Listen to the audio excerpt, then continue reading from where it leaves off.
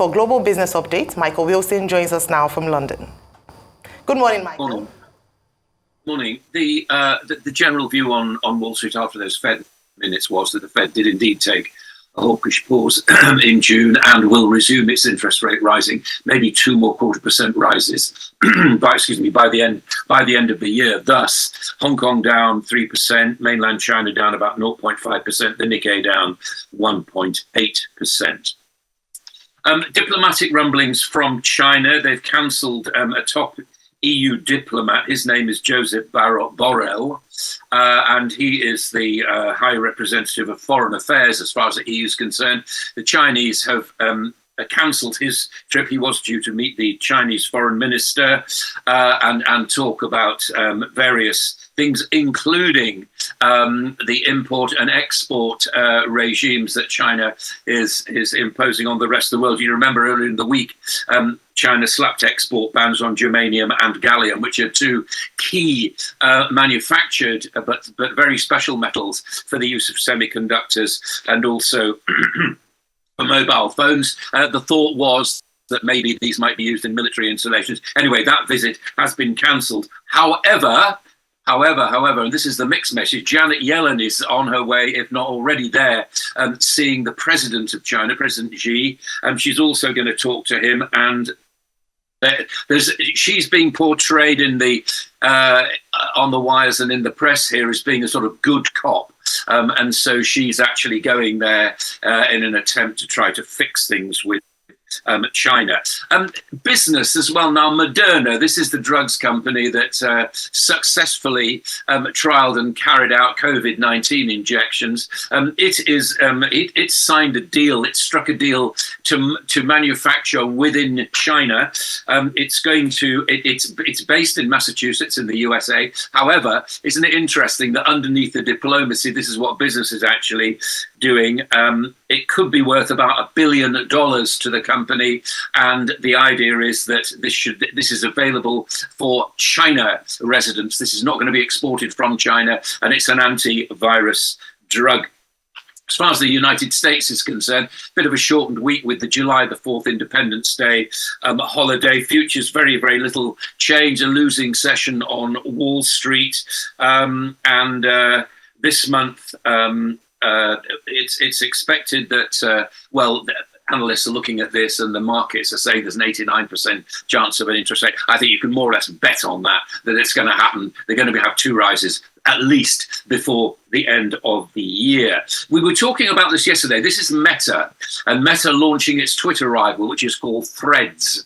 Again, a social comment, a social marketplace kind of app. It's had 5 million signups in the first few hours of its existence. So people are indeed swapping to it. It's very like using Instagram.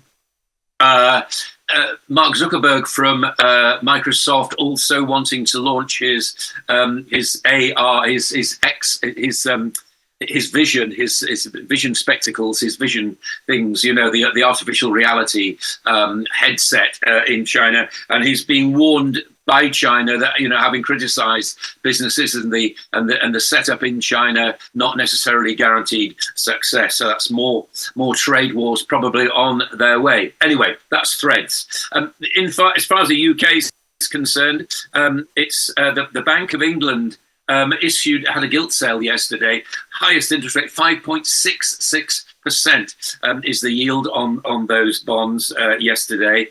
That just shows how interest rates are felt to be rising in the UK. The UK is also being warned by big businesses being warned about the threat of the big threat coming from US subsidies, also green subsidies in France, Ireland and Singapore. Foreign direct investment in the UK has fallen very much between 2016 and 2021. Again, a government review started into this. I think it was really spurred by AstraZeneca deciding to build their £360 million factory in Ireland rather than in the United Kingdom. And the UK investors particularly are swapping from equities into fixed income funds, 662 million out from equity and 1.38 billion pounds into fixed interest funds. And as far as commodities are concerned, I'm going to lump them all together, really. I know we talk about oil and gold and all the rest of it. I'm going to lump them all together because there's been quite a rout in terms of commodity prices. Overall, a 25% slump on the year. That includes industrial metals and oil and gas as well. Oil and gas down 23%, sort of on average. It's a bit of a rough figure, but round about that. But the point is that this is pointing towards a slowing down of the global economies and a possible recession in the rest of the world. And the Shell CEO has just said, and why wouldn't he say this, that the world will be dependent. This is why he saw Soan saying that the world is going to be dependent on fossil fuels for the considerable projected future. And gold, finally, not really doing a great deal, testing a level of about 1930, about where it's been. Again, it will only be inflation largely rising, which will affect the price of gold, pushing it downwards because dollars gets more expensive. And that's why gold is bought in. That is the global view. Real quickly, Michael, America has been trying to fight inflation for a while now. They stopped the textbook approach of increasing interest rates. It's not worked on the inflation numbers. Inflation is still predominantly high, despite the fact that, yes, there's a measured reduction. Then what's going to be the way forward in all of this? Because after COVID, let's say COVID ended pretty much 2022, thereabout. It's still on anyway, but reduced pretty much ending of 2021, 2022 when the vaccines came in. But since then, the world economy is just like a tail. It's just been going in a tailspin. So where are we going to see that ray of hope? Because it doesn't look like anything is in sight as we speak. I have consistently said that, and it's not just me, but the inflation measure that's all it is.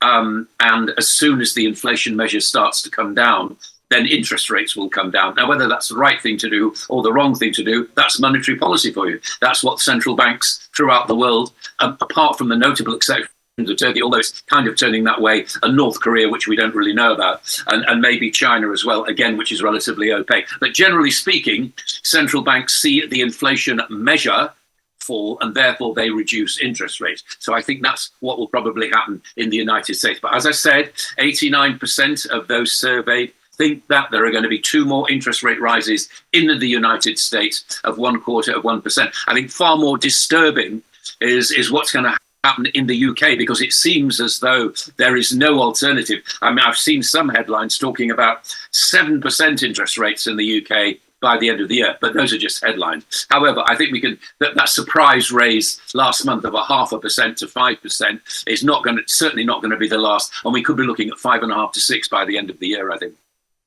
All right, Michael, Threads is said to potentially cause real problems for Twitter. You said 5 million. In 7 hours, there are now at 10 million people who've signed up to the social media platform, as announced by Zuckerberg himself. Including us. I had to go on it this morning because I thought I would have a conversation to at least have a first-hand experience of using it. They said it's version 1 and they're looking to improve it. There are concerns around data usage, how privacy will be regulated, even though there's a very easy synergy between your Instagram account and your new Thread account. But it seems like a number of people, including some high profilers, are accessing Thread, and Twitter bosses should be shaking at the moment. What's your take on this? I think they're right. I think a lot of people have been wondering about what's going on with Twitter and seeing the way it's been shifting around and so on. And they want to try something new. And of course, they're trying Threads, and, pile in. I mean, that's the idea, isn't it? This is this competition, and if Threads finds itself in the way that Twitter does now, wondering whether or not to charge people for specific access, which Twitter is trying to do, and whether people are moving away from that, I don't know. It'll probably settle down within the next few days. But my warning about it always is, and this is from a very, very old-fashioned point of view, is that you do it, but you're involved in social media, and it's not the gentle kind of slightly hippie thing that people used to think it would be. It is not a world town hall meeting. There are some very, very nasty people out there, and the same thing will happen with Threads as well. I still feel as though The regulators have not really got a handle on this, and neither have the companies themselves. They have no, well, if they do, they're certainly not talking about it, but I fear what they're trying to unleash right now. And I personally am not part of it, and I would advise my children and grandchildren to do exactly the same. Of course they won't. They'll join in. Well, whatever they are unleashing, I think is much better than Elon Musk and Mark Zuckerberg going to fight in a cage at Las Vegas. So the competition, in my view, is useful, particularly as Jack Dorsey is also introducing Blue Sky, so giving more people more options. And I think Meta is in a good position to be able to fight Twitter. So from the perspective of competition, I think it's welcome. It will probably be to the great benefit of everyone involved in this matter. But I was going to ask you about the Fed meeting, June meeting, where it was unanimously decided that, okay, for June, the Federal Reserve will pause, two dissenters in that meeting, but that by July, rates will still have to go up. Is it all really bad news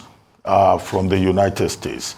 That's my question. And then Japan Airlines has come up with a new thing now that if you are traveling, you don't need to carry heavy luggage. You can do anywhere.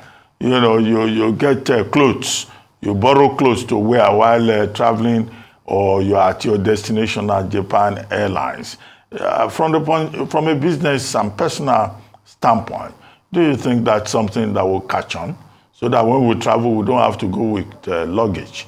We just borrow clothes when we travel with Japan Airlines. Well, it's an interesting idea. Will they have our size, do you think? I've got a wardrobe full of, well, not full, but I've got a shelf full of sleep suits and stuff like that from various airlines over the years. It's not something I particularly want to wear in public. I'm quite fussy about what I wear. I mean, I can see where Japan Airlines is coming from. If what they're trying to do is cut down on luggage, then fine. I mean, it just all adds up to it becoming a worse and worse and less pleasant way to travel, doesn't it? I mean, that's the long and short of it. Great plan, you know. Maybe it'll work, maybe it won't. I don't know. The Japanese, and this is in no way a racist comment about them, but do tend to do what they're told and will adopt this. I suspect it will get pretty short shrift when it comes to holiday makers wanting to go to Ibiza from the UK on EasyJet. I don't see that happening.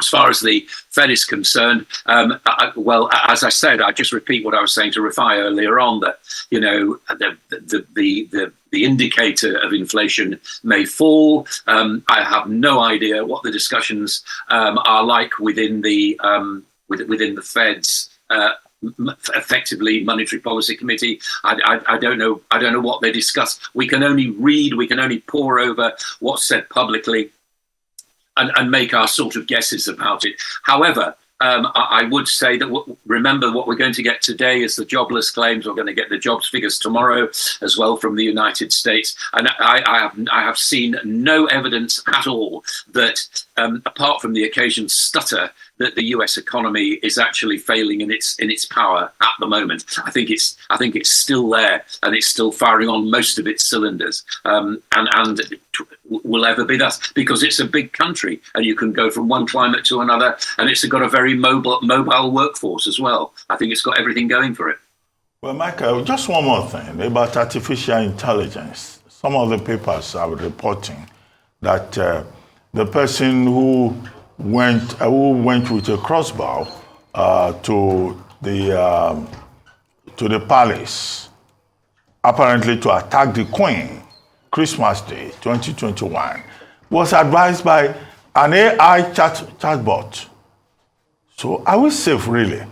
Now that in Kuwait, even artificial intelligence figures are beginning to do analysis, present programs as anchors on television.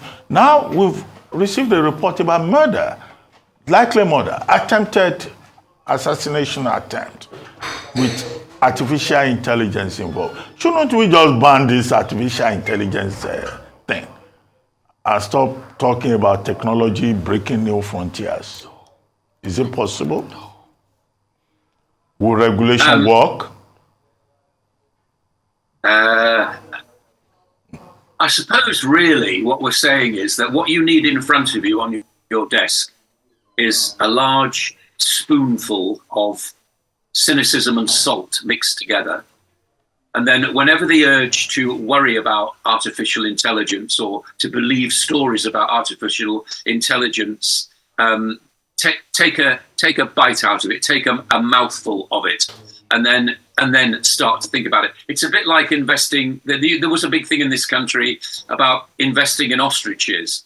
And what they said was, the best advice about investing in ostriches is bury your head in the sand, just like they do, until the feeling passes. That's what I feel about AI. It might not. Who knows? All right. Just looking at the Moderna story and links with China.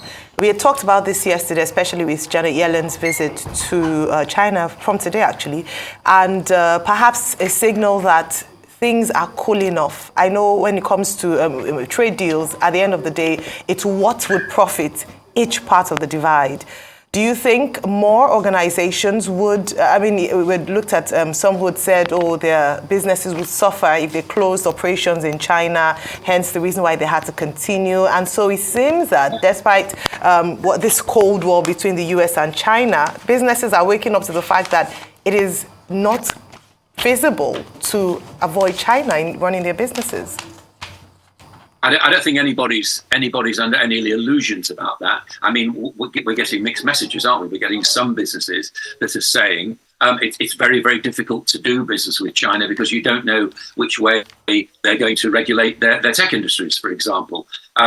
Janet Yellen is being seen as the good cop. She's going there and from her not inconsiderable position and trying to work out whether or not, I'm guessing, that China actually wants a relationship improving with the United States. I'm guessing it does, else she wouldn't be received there. So they must be talking about something.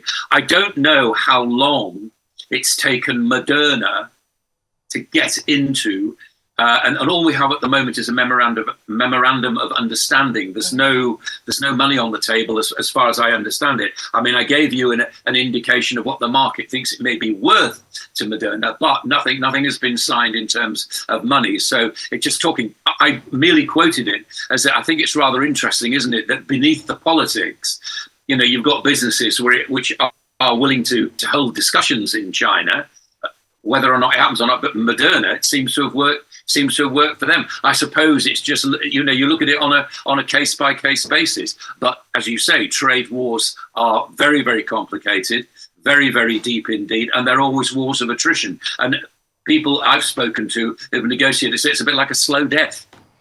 All right. Well, thank you, Michael.